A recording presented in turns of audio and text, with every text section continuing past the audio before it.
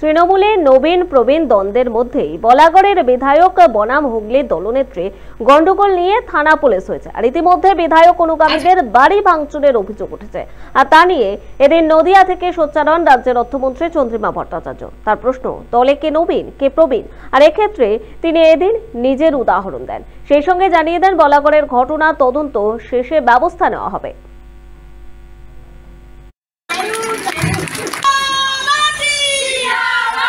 যদি কেউ করে থাকে অন্যায় করেছে, তার জন্য যদি কোনো পদক্ষেপ নিতে হয়, যেই করে থাকুক সেটা পদক্ষেপ নিশ্চিতভাবে যাদের নেওয়ার তারা নেবে।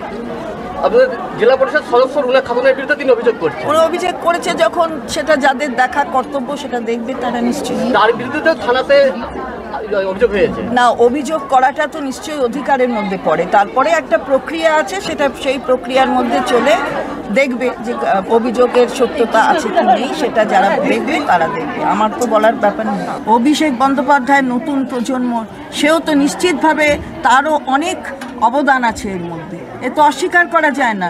নতুন, সেও ভালো করে করছে, তো নিজেকে পরিণত করেছে। সুতরাং সব মিলিয়ে মানুষ দেখে নিচ্ছে। এটা জোর করে কারুর মধ্যে দ্বন্দ্ব লাগিয়ে কোনো লাভ নেই।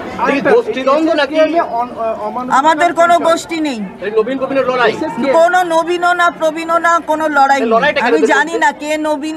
দেখুন, আমি তৃণমূল কংগ্রেস গঠন হবার 11 বছর পরে এসেছি তৃণমূল কংগ্রেসে। আমি কংগ্রেস করতাম, তাহলে আমার বয়স হয়েছে, আমি সেই প্রবীণটা দেখব নাকি এখানে 98 থেকে আমি পরে এসেছি আমার নবীনত্বটা দেখব? কোনটা দেখব আমি জানি না।